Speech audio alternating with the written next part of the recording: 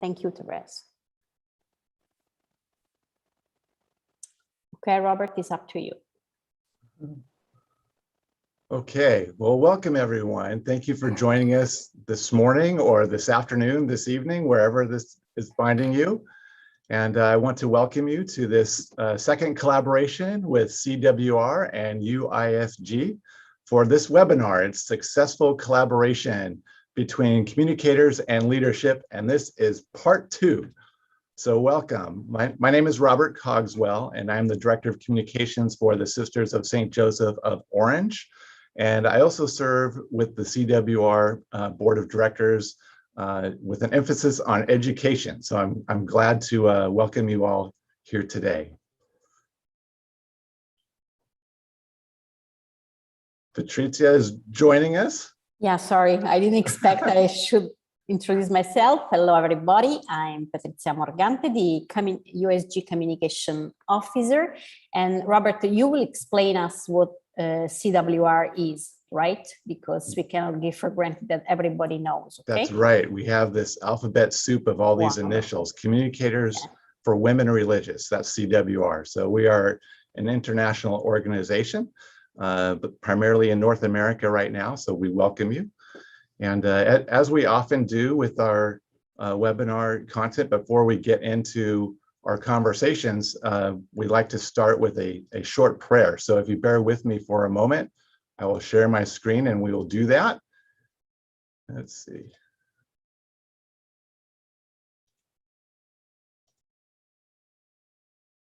Loving and gracious God, thank you for the opportunity and possibility that we have in this age to greet the world. We pray that your wisdom will guide us to share your good news and connect with our neighbors in need. Though we will surely encounter obstacles, lead our collaborations to new discoveries. We ask these things in faith, gratitude, love, and hope that our abilities can channel people to know the wonder that the world is charged with your grandeur. Amen.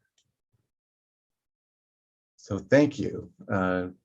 We'll get into a few of our guidelines today and then introduce our panelists.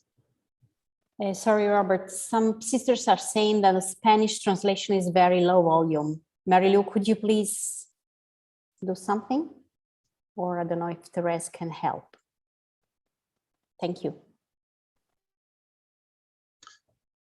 Okay, so some of our guidelines really quickly, as you see, we do have a lot of people participating, but the screen will focus on our panelists. There are opportunities to ask questions, and we encourage that. In fact, part of the webinar today will be an opportunity for you to ask questions. So we ask you to use the chat, the Q&A, or the comments, depending where you are watching this. So it is being simulcast on Zoom and YouTube in multiple languages. We'll be paying attention to the screen as best we can to catch those questions and hopefully bring them back a little bit later. So Patrizia will be listening for that and facilitate some spontaneous dialogue a little bit later among the attendees. So the webinar is being recorded and will be available later for viewing. And but right now, let's introduce our panelists. This is a part 2 session, as I mentioned. So we're bringing back our panel from part 1, at least 2/3 of it. Due to scheduling, the challenges that we often encounter, we couldn't get the entire panel, but we do have Sister Elise Garcia, who is the General Counselor for the Adrian Dominican Sisters in Adrian, Michigan, and her counterpart, Angie Kessler, who is her Director of Communications for the Adrian Dominican Sisters. And we also have Sister Eileen McKenzie, who's President of the Franciscan Sisters of Perpetual Adoration in La Crosse, Wisconsin. Robert. And her colleague, Jane Camo, the Communications Director for Franciscan Sisters of Perpetual Adoration. And I really thought, I mean, they each, hopefully you've seen their bios on the information when you signed up. They're all very accomplished women, and I'm grateful to have them with us. So thank you very much. As we did our first webinar, part 1, back in May, we emphasized successful interactions between leadership and communicators. And so this webinar, part 2, is, well, how about when things aren't going so great? You know, when we encounter some obstacles and challenges. So we'll try to address that today, which leads me to our first question, which is, what challenges do you meet in collaboration between communicators and leadership? And if you can name some of them and how you cope with those challenges, and what maybe are you still working on?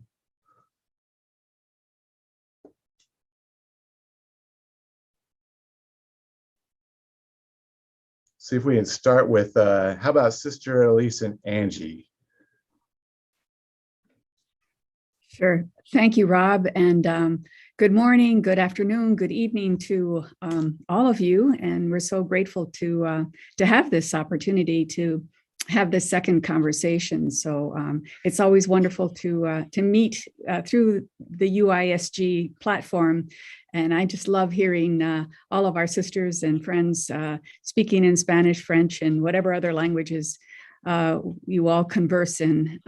It's a reminder of our multilingual, multicultural, multinational world, and of the gift of our great diversity.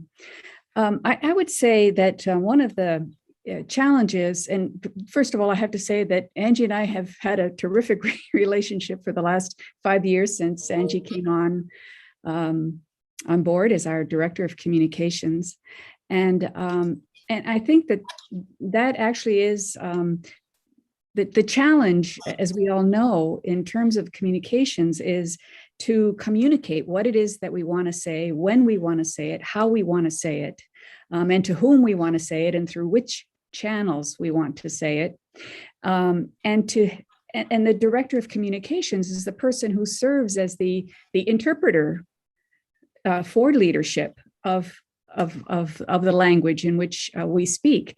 So it's critically important. It's a challenge, especially if somebody's new to the position, whether it's the communicator or the leader, to really come to speak the same language, to have the interpretation work as smoothly as UISG manages with its interpretation facilities. And so that requires, the challenge there is to really spend enough time with one another, I would say, especially at the beginning of the relationship, so that we get to know one another, and there's a mutual respect and an honoring of what it is that each brings to the table. And so it does require significant investment of time, and that is a huge challenge, both for elected leaders as well as for directors of communication, because we're every day always pulled in multiple directions. And it's very difficult to be disciplined enough to spend the time that's needed to cultivate the relationship, to have a good relationship with your communications director, and to make sure that you are communicating what is essential to communicate so that she or he can do the job. And we'll probably get into more of this a little bit later, but it's really important to bring your communicator into the big picture that you have as a leader of what's going on, what you're thinking, where you see yourself headed. And oftentimes it's a trust. There has to be a trust there, because you're oftentimes sharing confidential information that perhaps you're going to be sharing soon with your sisters, but you need your communicator to help translate that, interpret it, and put it in language that can be shared and get it out there. Or perhaps it's information that's going to the general public. And again, your communicator will be vital to helping that happen. So I would just put that out as a beginning challenge, is to make sure that enough time is spent, despite all of the demands on your time, that you really invest in that in a comprehensive and disciplined way. And I would expound on that a little bit and share some of my experience when I was a new coworker here as Director of Communication.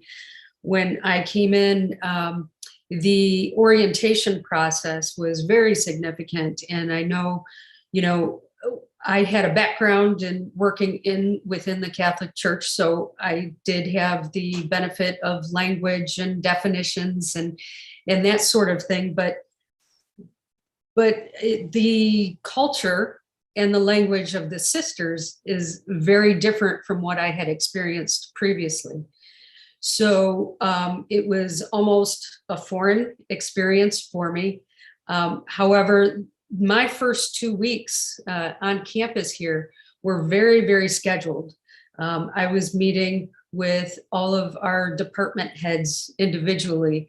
I had several meetings within the first week with Elise, who was explaining to me not only the culture and some of the language of the congregation, but very detailed governance structure, how things work within the congregation itself. And those first 2 weeks of orientation really laid a solid foundation for what was going to be expected of me, but also to give me the tools that I needed to be successful in this job.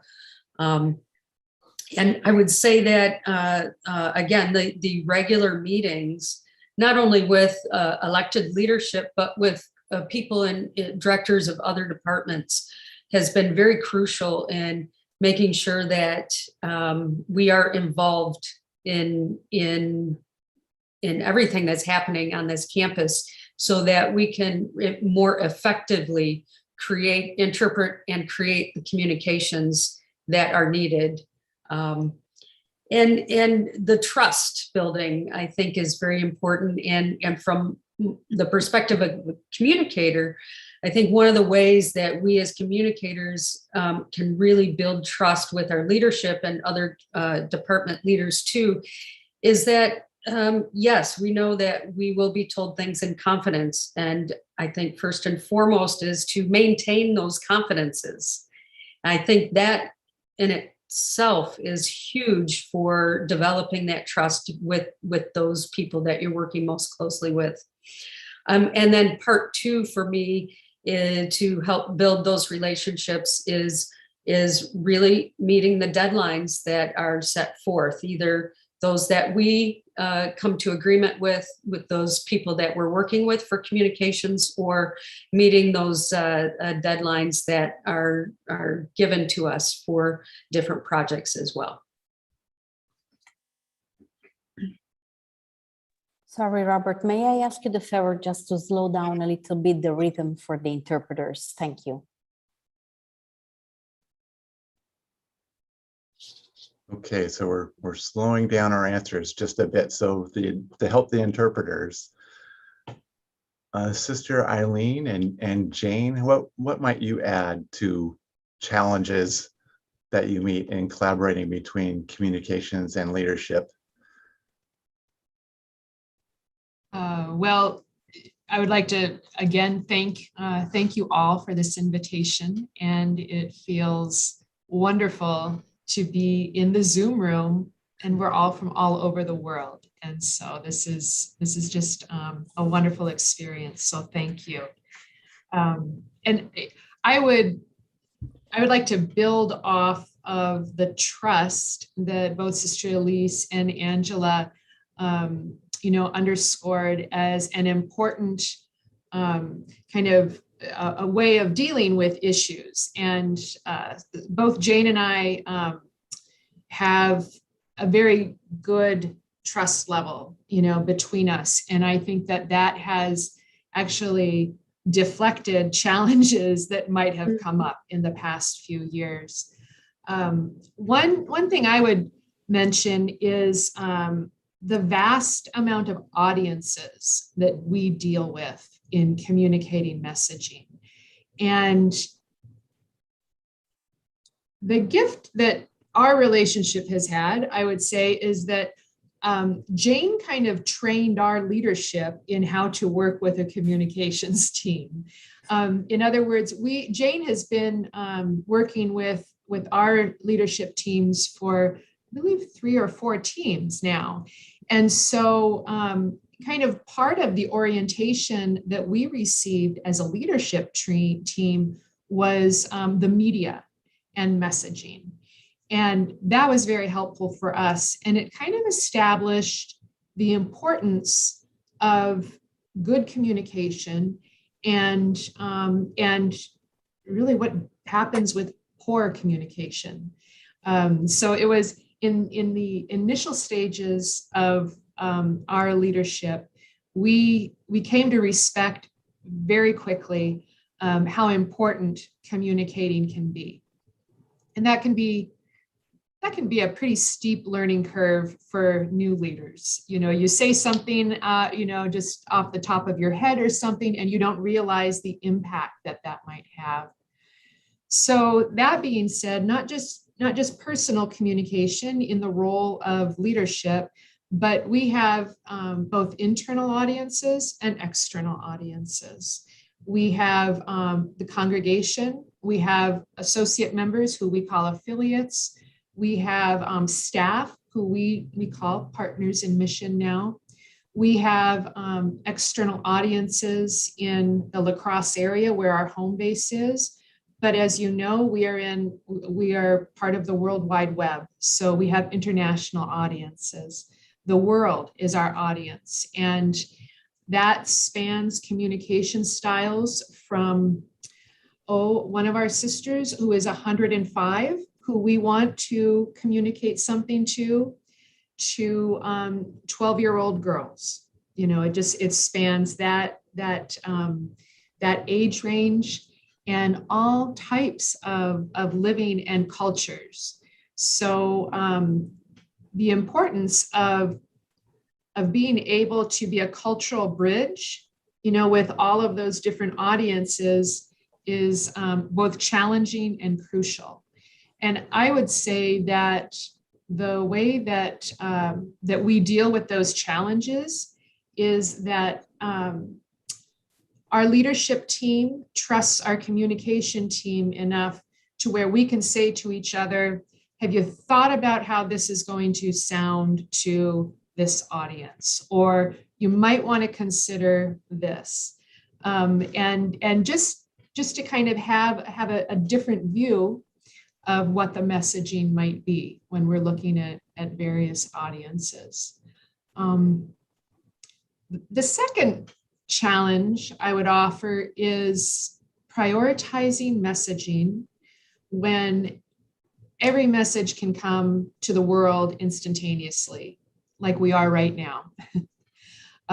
We don't have a system set up where only the leadership speaks and that's the message that goes out. We have multiple layers of messaging that's happening within our organization. And so when people are bringing their messages forward and want it shared, everyone has an urgent message that needs to go out now. And so trying to prioritize that messaging can be challenging. And that does take discernment. It takes criteria and a lot of conversation when necessary between leadership and communications, but also trusting that people can make those decisions with the criteria that has already been established. So Jane, maybe you could speak a little bit to what some of that might look like or some other challenges that you could name.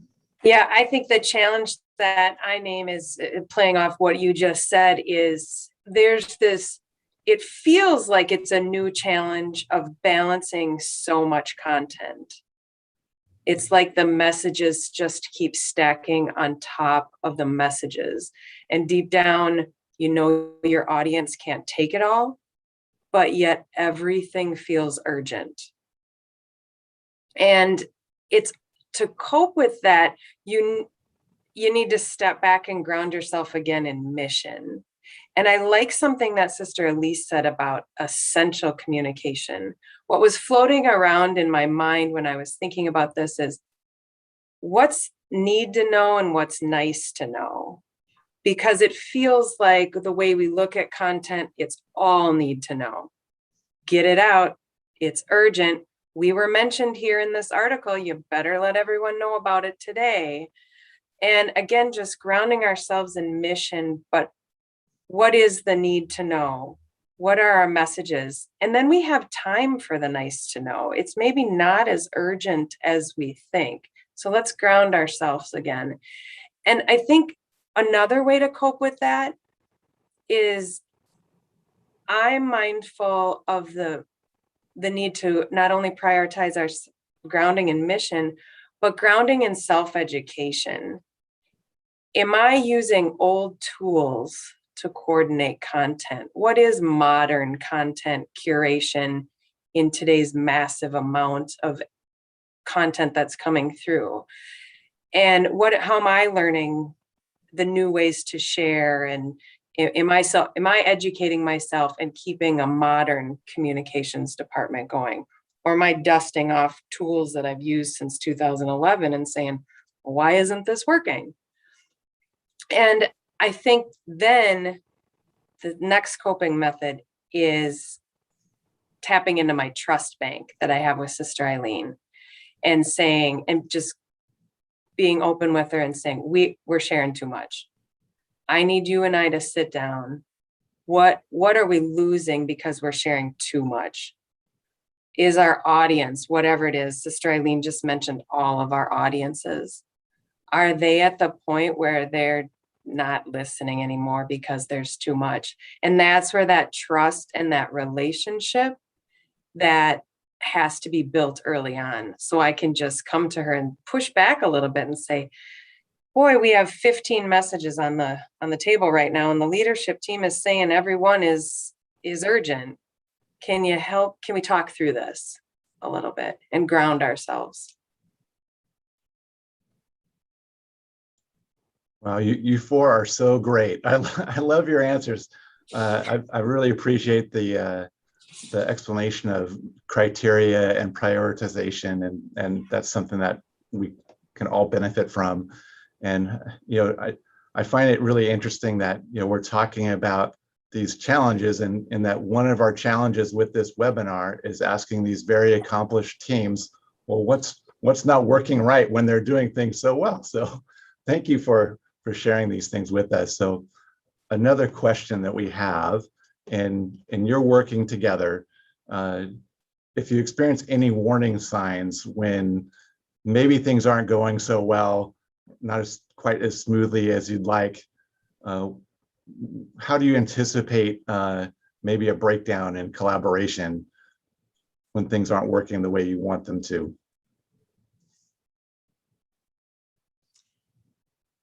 Well, I would say that one of the first, there are two signs. One is conflicting messages are going out. I might be saying something, or another, department head might be saying something, and they're not quite the same thing, or something might go out online or in one of our magazines, and it isn't really in line with the vision of the team or with the mission as we're moving forward with that. So that definitely, any conflicting messaging is a big red flag. It's a warning sign. The other more subtle and I think easier challenge is when we're not in communication with each other, when we're not checking in with each other. If I'm not checking in with Jane or other members of her team, even around certain, just on a regular basis, there is communication is so important now that if Jane and I are out of touch, then something's wrong with that. And as Patricia was saying a little earlier, our lives are so busy now, and we get a lot of different messages, and we have a lot of different aspects of our mission that are calling our attention. It is possible to just kind of put off that meeting maybe, or maybe we'll touch base at another time. And that is a sign to me of a warning sign that the collaboration but isn't happening. And it's not necessarily that that we're competing. It's just that the collaborative relationship is suffering, from being pulled apart and distancing.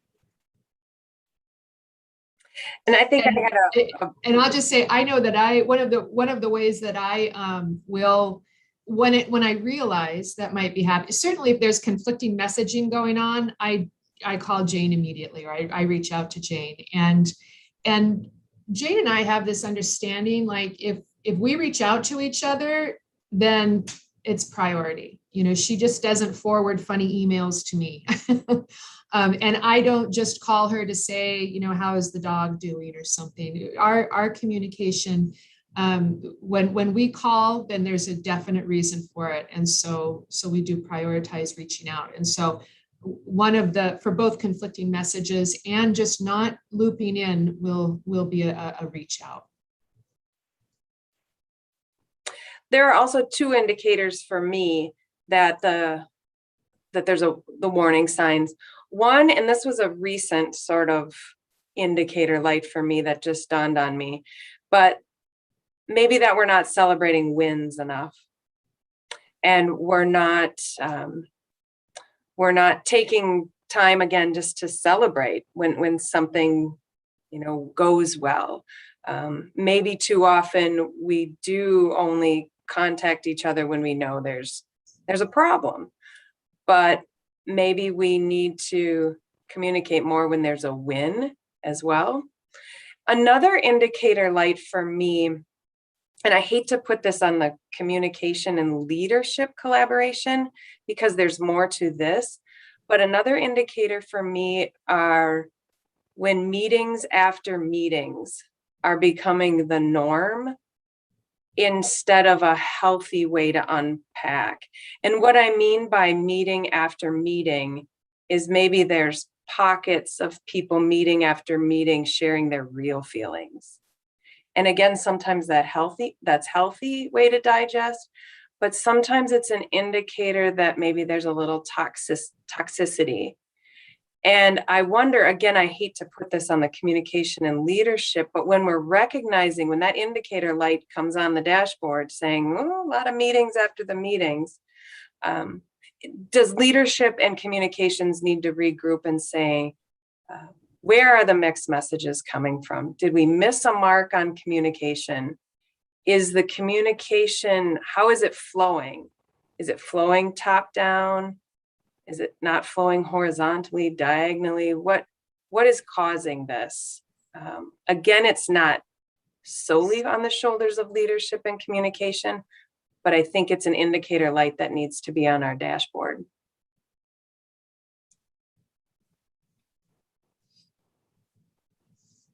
Right. Sister Elise or Angie, would you like to add to that? Any warning signs that you've experienced? Thank you. This is so helpful to hear our teammates' responses, because it really adds to the conversation, and I'm learning a lot as we go. I would just add that one warning sign would be when things are falling between the cracks, or when you see a disconnect between the message that you intend to get out and what actually is communicated. Fortunately, I haven't had that experience with Angie and our communications team, but I think that would be definitely a warning sign. And again, I think we keep circling back to the critical importance of the relationship. I do need to know how Angie's dog is doing from time to time, and her family and her kids, and to humanize the relationship. It's not just a transactional one. And so I think that that would be a warning sign for me, is to really look to see, are we missing things here? And we know that there are times when certainly things get missed or mistakes are made. That's not what I'm talking about. And clearly that points more to the set of priorities, and are we overloading the system here, and what can we do to back off?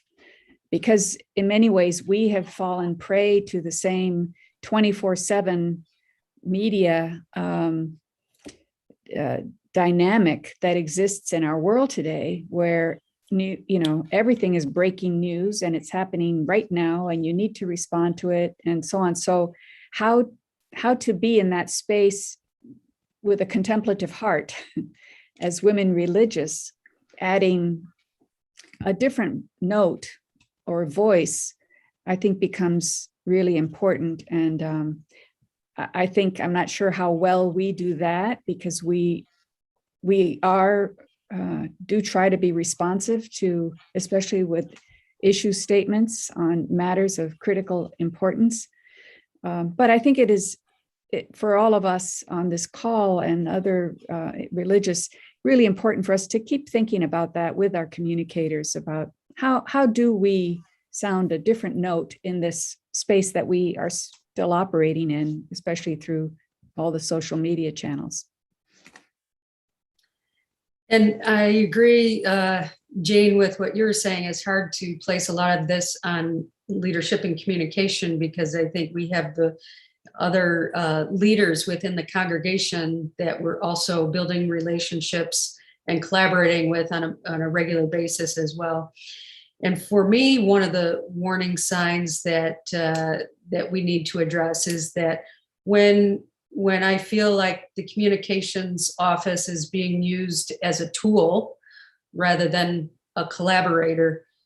So what I mean by that is some plans are being made for an event or something happening, and we're brought in at the very end that says, okay, we need you to make some social media posts about this. Well, had we been invited to the conversation and collaborated on whatever event or project it was at the beginning, we may have a different opinion on the best way to communicate that particular issue.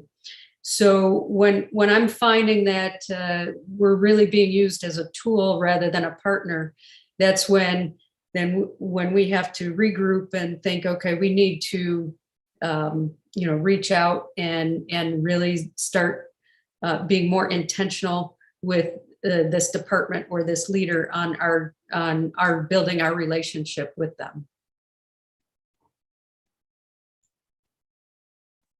Great, thank you. I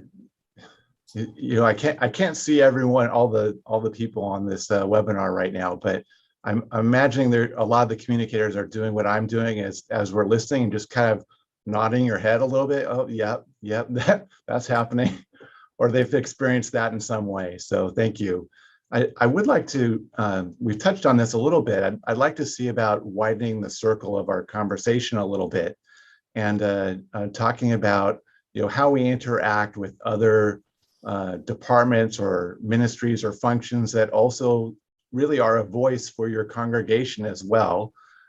So how do you set goals that are relevant with these different departments or functions?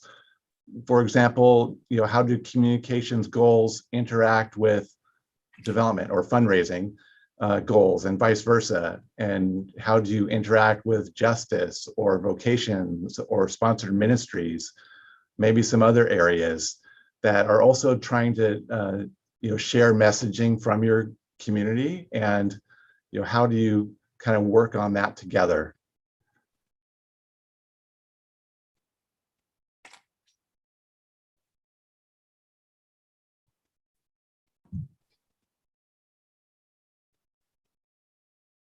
I can start. Well, right. the communications office really has one goal, and that is to support all the functions of the mission. In doing that through coaching and partnership. And Angela, I liked how you said we're not a tool, we're a partner. That really resonated with me. And yet we can't be at every meeting, at every table. So that's why it's important that we partner or coach teams to be listening for the communication. So here's a good example. FSPA just created an anti-racism team, and it's a multidisciplinary team. And when they came together, they identified who on the team would be messengers to work with the communications team. So we're we're not present at all of the meetings, but we have these two communicators, or two people assigned who are messengers, who then come back and unpack with us in a smaller venue, on a smaller team. And that seems to be working really well. It's new. We also have a public relations team that intentionally pulls all of these areas together every other month. And I'm going to be honest, and I think territories comes up a little bit later, but sometimes the meetings go really well. And sometimes it feels like everybody's there to broadcast what they're doing and kind of feel very territorial about it, when actually the purpose is to come together and weave it all together in the big picture, ground ourselves in mission. And the team is sometimes really good at that, but sometimes you feel the tendency, the silo or the territories to kind of rear their heads instead of saying, now, how does this add to the overall mission? And, oh, I didn't know you were doing that. We should collaborate on that further because my team is talking about this. That's really the goal of that pulling together of all of the teams.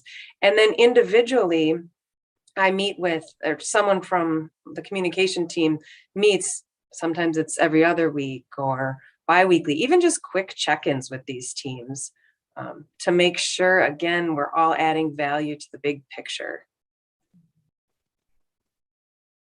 Yeah, to that, I would add that the overarching goal of our team is within our organization to try and break down the silos as much as possible, to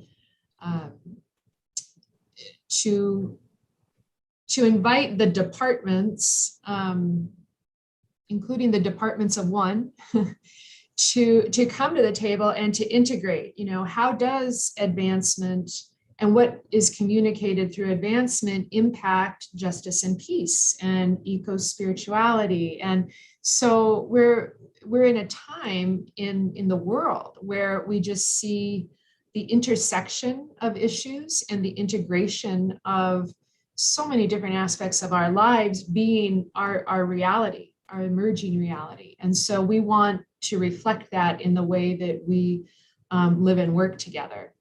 And that is challenging. One of the beautiful aspects of it, I would say, is that as we're learning how to share at a meeting of each and communicate with each other, as opposed to communicating at each other, I'm communicating, I'm sending out this message and you take it to the next level. But to share what the information is, to share like life or, but also of what's going on in this aspect of the mission, that type of sharing becomes creative. And there's a learning that happens, or there's a consciousness that happens that starts to almost create like a synergistic dynamic. And so people can come to those meetings and leave with a great new common project or a new understanding. It can take us to another level. At the same time, just as Jane mentioned, with, for example, the PR meetings where we have really the parts of our different aspects of mission, it takes some time to build up the trust that is necessary to communicate with and share and be vulnerable in that, so that the mission and the life can be moved to perhaps another level, and move out of, this is what I'm willing to share, and I'm giving this information to you.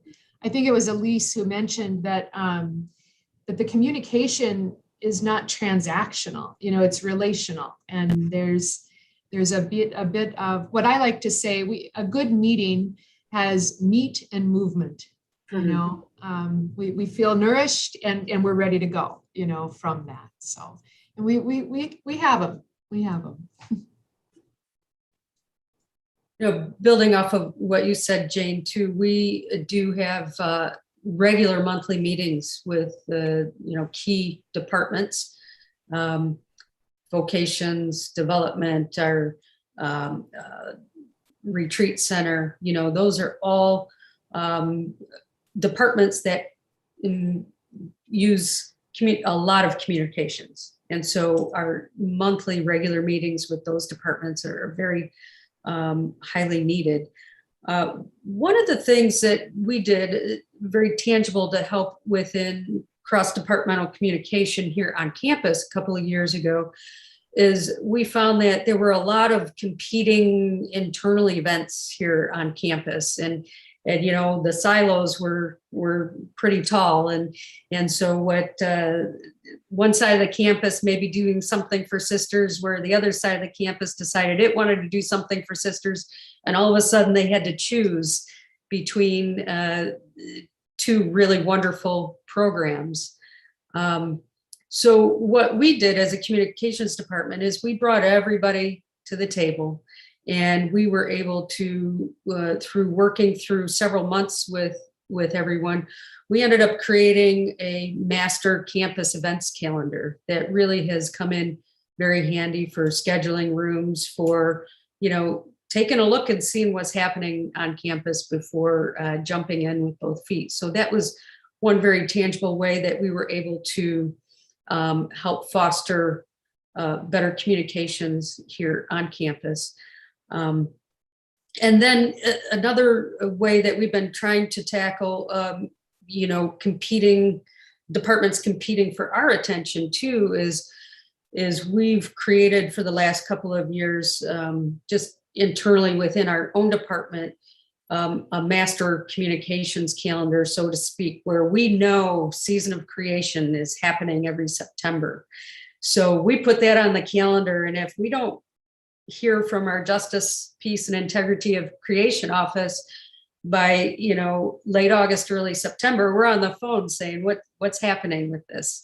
So we've created for ourselves kind of that the piece that will trigger in our heads, this should be coming up, and let's front end this communication in a way that might be helpful for not only us to manage our workload, but also to help create the best communication plan for any particular ongoing program.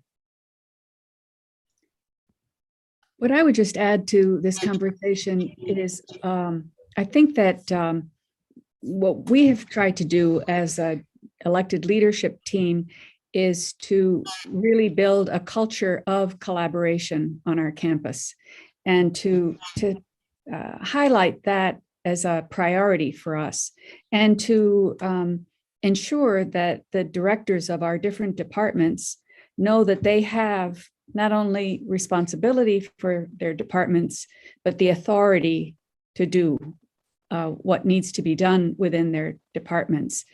And so I think that then provides for greater freedom when different department heads meet together as a group, or with Angie as a communicator, to just know that they have basically our support in that, because each of us as an elected leader liaisons with different department heads. So we know what's going on. It's not like they're cut loose, but it is, I think, a sense of wanting to have, to make full use of the talents and skills that our lay partners bring to the table. And that's why, we've hired them.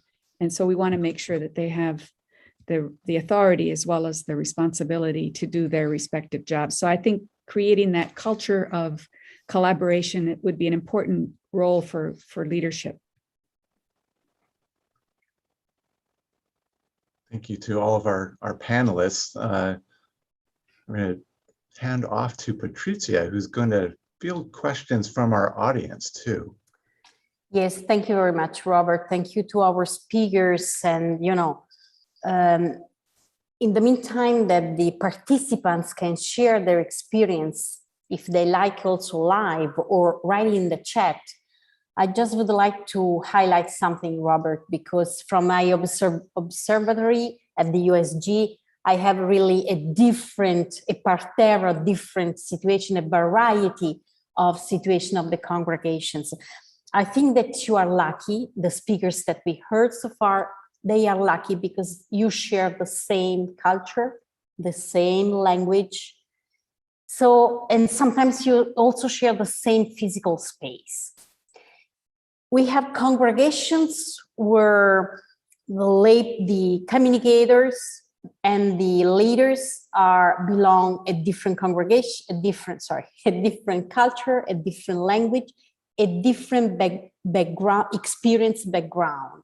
So there are a lot of work to do before starting to having, talking about effectiveness, discipline, trust.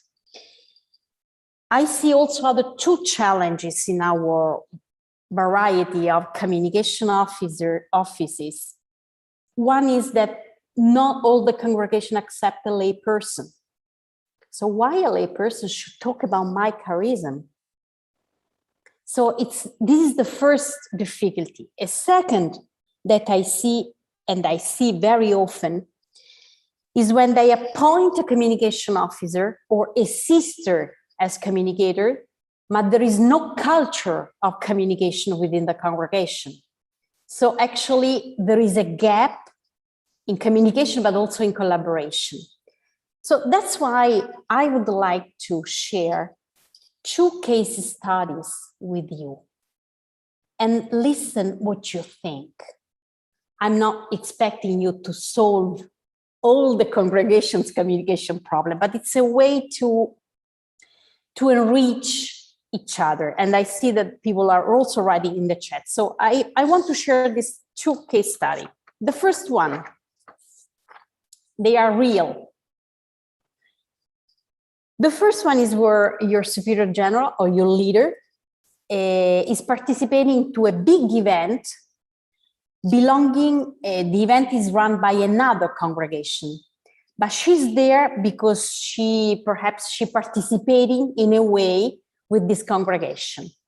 You don't know, you are the communicator, you don't know anything about that, but you receive a call from a journalist asking for more information about this presence because this event was broadcast and was very visible.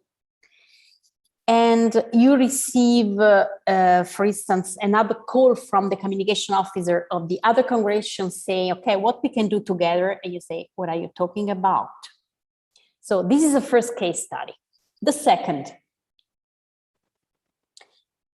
the Justice and Peace Commission or promoters decide to participate to a protest or sign a statement, which is a very delicate issue, or it becomes very visible for other events happening. You don't know anything about that, and you start receiving phone call from the journalists, from other sisters of your congregation. How do you act in this case as communicator? And which is the challenge for the leaders? I have another one, but I can keep it's up to you now. I would like to listen first the communicators and then the leaders. Angie. Sure. So my first, let's say it's the journalist giving me a call that I don't know anything about what the journalist is asking about. My first action is to ask the journalist for their deadline and to allow me to get back to them. That's number one. Number two, I would be calling Elise and getting the scoop on what's going on, and learn as much as I can in a short amount of time within the journalist deadline time frame. Then, depending on where we go and in the timing, I can either connect that journalist with someone who can speak intelligently about the situation, or politely decline the interview. Yeah, those are definitely the steps. The first is the deadline, always recognizing that the reporter is working on a deadline, and then respecting that. But doing the same is saying, okay, I have to reach out and collect as much information as I can. I'll get back to you by whatever that deadline is. And then it's just like Angela said, reaching out to the expert there. It might be Sister Eileen in the case. It might be our Justice and Peace Coordinator. Collecting all of the information and then discerning what is FSPA's to do. Now, I'm a firm believer in the story's going to run with you in it. It's just, is it going to be your words or not? But there are rare circumstances where maybe you make a written statement versus granting an interview. So that's all a part of that information collecting when it kind of blindsided you. But it has to be fast, has to be priority. The thing with the media, we always remember we want them to be there in good times. So we have to be there at all times. So it becomes priority. What you had on your plate that day is going to get bumped. Thank you very much. And, more or less the same question for the leaders, but I would like to ask them, taking into consideration these case studies, also, what are the difficulties for the leaders to keep in mind that everything they do is communication?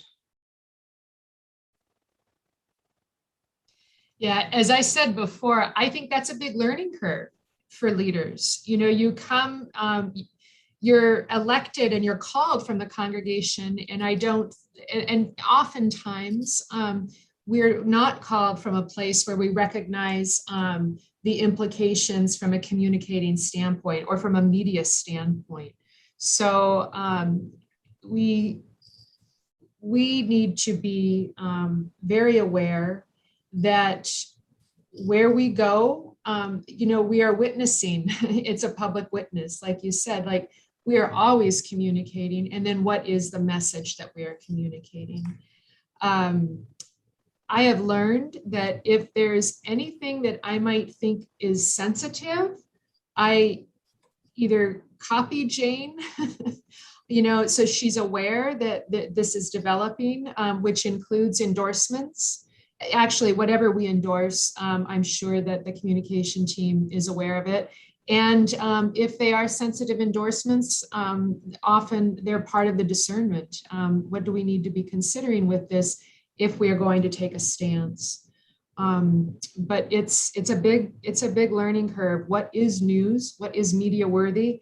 And then how do I have to be thinking that it's not just what I am doing, but who else is going to have to answer, to the questions of where I am. And I think what I would just say that my first response to Angie, if she called me with such a call, it would be mea culpa, I'm so sorry for not having informed you. Perhaps I could go to one of the questions that's being asked goes to the lay participation of lay people in our communities. And I think that really is a very important question that I think that if my own feeling is that if a community is hiring lay people to do particular jobs, we really need to have a conversation as leaders about why it is that we are hiring them, what it is that we think the value that they're bringing to the congregation, and then be ready to fully support them in that role. I think that it can be a terrible challenge and a really painful situation for lay leaders who come to work in our environment to find themselves not really fully respected for what it is, the integrity that they bring, their knowledge, and so on. So I think that's an important conversation for us to have as leaders, elected congregational leaders, before we bring people in call. And I think, Patricia, when you were talking also about the challenges of leadership teams perhaps not being in the same location, or their department folks being in different areas and different languages, we experienced a little bit of that ourselves during this COVID time, when we had to do everything electronically. So we recognize a little bit of the challenge of that, and of, the vital help that that Zoom and a platform that does have interpretation. Interpretation is absolutely key. If you have, even I speak Spanish, but it's easier for me to understand and to speak back in English. So I think that for every person has a different native language, we really need to open our hearts and our technology space to accommodate those differences, so that we get the best of all of our thinking across the board. Thank you, Elisa. And, I think this is very interesting what you shared. I just want to go back to your first sentence, Elisa, that you say mea culpa. That's the key, actually. When the superior or the leaders do not recognize that it's a problem, that they are doing something, that they are on the social media of the other congregation and she's not in the social media of her own congregation. So this is really a challenge. As you can see from the comment, I will read some comment in both in Spanish and in English. So if you need the translation, please select the language down below. Thank you, Rochelle. I think this is a key question. Sean asked, in addition to mission, what other criteria help to prioritize this messaging? So keep this question for later, just take note, and you are not obliged to answer to all of you, but just to comment. I want to read the Graciela message so the interpreters can translate. Muchas gracias por esta iluminación tan necesaria. Muy cierto lo que plantea Patricia sobre el tema de la aceptación y no de los laicos colaboradores. Resulta difícil en algunas comunidades cuando no hay acuerdo en la participación de laicos que realmente aportan el proyecto congregacional. Me parece esto un tema que surge y está muy compartido. Isabel, que importante la relación estrecha entre liderazgo y comunicación. Muchas veces los problemas surgen de la falta de comunicación interna y la falta de transparencia, unido a la confianza, claro. Algunas veces si no hay comunicación interna es muy difícil para nosotras las comunicadoras poder comunicar externamente. Rosana dice, muy buenos los aportes, muy justo para la realidad de los comunicadores.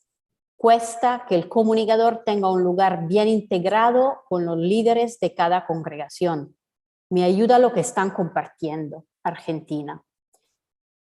Y otra de Isabel, otra vez, no solo la dificultad se genera por hablar diferentes lenguas, sino por tener culturas diferentes. Esto es el punto, que por una parte enriquece el equipo de comunicación, pero al mismo tiempo toca descalzarse para entrar en la comprensión de la otra y otro. Bueno, creo que me parece, I think it's clear that there are common difficulties, common challenges, and I'm aware that your reality is different, but I would like you to just comment, and if you like to answer the first question of Sean, or just comment the sisters' notes. We can start from Jane, if you like. Sure. I'll comment on that first question about what, other than mission, how do you prioritize messaging?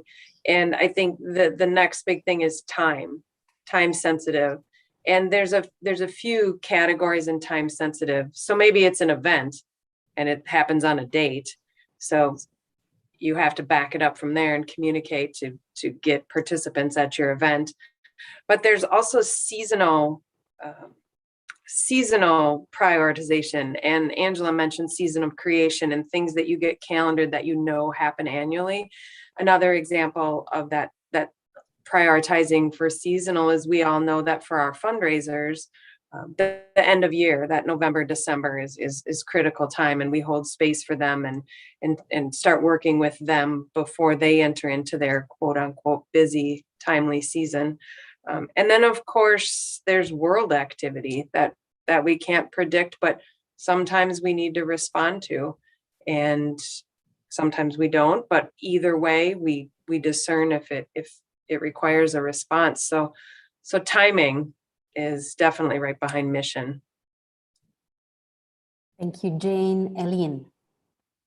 I would like to just comment on the interculturality that has been a theme that's coming up. I feel religious life has a very distinct culture. It has its own language. Even if we're all speaking English, the laity know when we're doing our religious life, language, and it doesn't have to be just around religion.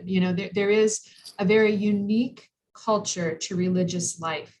And one thing that we are called to now in the world is to step out, to Pope Francis is calling us to lead from the peripheries, to open the windows, to go out of our convents. And it's really a call to create a culture of collaboration, a culture of encuentro. Really, it's a culture of encounter. And I think that this is an example of how communicators are some of our primary partners in our evangelization, in sharing the gospel message. They have the opportunity for mirroring and reflecting to the religious in the congregation, and particularly to leadership, what message we are portraying. And sometimes we are portraying a message of the gospel that is not necessarily going to be embraced by people who are not a part of our culture. So there is a call, I think, in this, and there's a beautiful opportunity as we grow in relationship with communicators that of stepping out of the silos or challenging the insular nature that religious life, the culture of religious life, can sometimes offer. And so that's a very important aspect of sharing and trust, and the beauty of the diversity of all of us in this Christian, kind of message sharing. Thank you very much, Eileen. Angela. One word that stood out for me in many of the comments was relationship, because I really believe that is really the root of what we do. We have a relationship with our leaders. We have to build a relationship with other departmental leaders. We have to build a relationship with each of our team members. And I think what that relationship brings about then is that trust that we talked about early on. And for me, and working with so many different people, is trusting that everyone is bringing their best gifts to help support and communicate the mission of the congregation, that we're here. We're in mission with them. So really developing that relationship to allow people to use their gifts in the best way that they can, and trusting that they will. Thank you, Angie. Elise. And I would just add to that something that Isabel wrote about, it really goes to the question of humility, of needing to take off our own shoes and to step into the shoes and the views of another. And that could be someone in another culture. It could be it could be your communicator trying to, or someone else who is working with the congregation, all of us together to try to advance the mission, so that we have that open-heartedness and to be able to hear what is really significant. I just want to quickly address, I think Rochelle just left us, but I see a question that she has about if you are a lay staff and your leadership team doesn't have that culture of collaboration, how do you, as a lay person, encourage it? And that's a big challenge. I would probably start by speaking with whoever is my liaison on the team and just point out what are the opportunities that are being lost by not having a strong culture of collaboration. That might be one way to begin the conversation. Thank you very much to the four of you. And I think another contribution might be from my experience that you have to show something in communication that it's possible. If you show how that works, leaders can see, because digital world is another world for the majority of us. So if you can show that works, perhaps it's easier for leaders to accept it. So thank you very much. I have just one request for Elise and Eileen. We have a huge opportunity that you are here. Other superior general or leaders, leadership members might hear you. So I would like you to really send a message encouraging leaders to be trustful for communication, beside the lay people or not, it's okay, but to be trustful for communication, because now it's time to change. Eileen.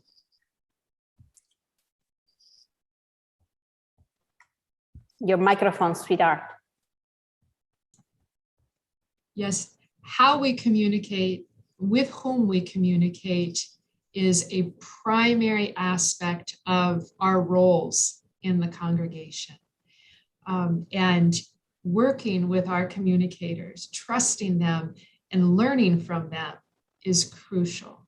What we're sharing with our communicators not only enhances the message we want to share, but it also enhances who we are as women religious in our congregation, what we want to do.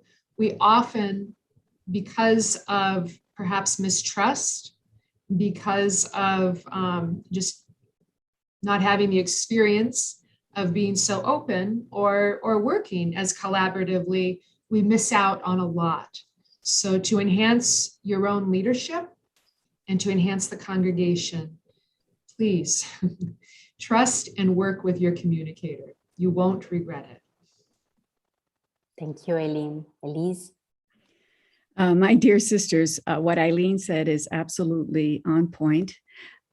We are so blessed to have extraordinary women and men working with us as communicators, people who have years, oftentimes, of experience and expertise that they are bringing with full hearts and committed hearts and minds to our congregations to help us in our quest to be about the highest common good for the people and our earth community. So please have a conversation with your communicator and talk about what are the ways in which we might better avail ourselves of your gifts and talents and skills. How might we improve our relationship, and what are some of the things and ideas that you have of ways that we, I, as your liaison, might better work with you so that we can really get the word and the message out there that is so urgently needed at this time. Thank you very much. Thank you. You were very efficient. Thank you. Robert, it's up to you. Yes, well, we're nearly at the end of our time here. So I really just want to thank our panelists so much. I mean, just not only for the questions that you knew were coming, but the ones that you didn't know were coming and you responded to so well. So thank you so much. And also I want to thank the interpreters and specialists behind the scenes helping to make this go. There are a few things that are going to follow this session. One, you'll get a survey, of course, you'll get a survey. And you'll also be able to see the recording of this webinar on UISG's YouTube channel. But I think we can share that link as well. And we also will produce a best practices document as we did after the first session, the part 1 session. And I'm a communicator, so I'm getting a phone call right now, of course. Other things to let you know about before we go is that CWR and UISG will be collaborating again in 2022. We have 4 planned sessions. On January 19th, we'll be offering a webinar on building a communications office. In April the 20th, we will talk about strategic planning. July 20th, we will cover social media. And then more than a year out, in October of 2022, October 19th, we'll talk about crisis communications. So hopefully you will be able to join us for that series.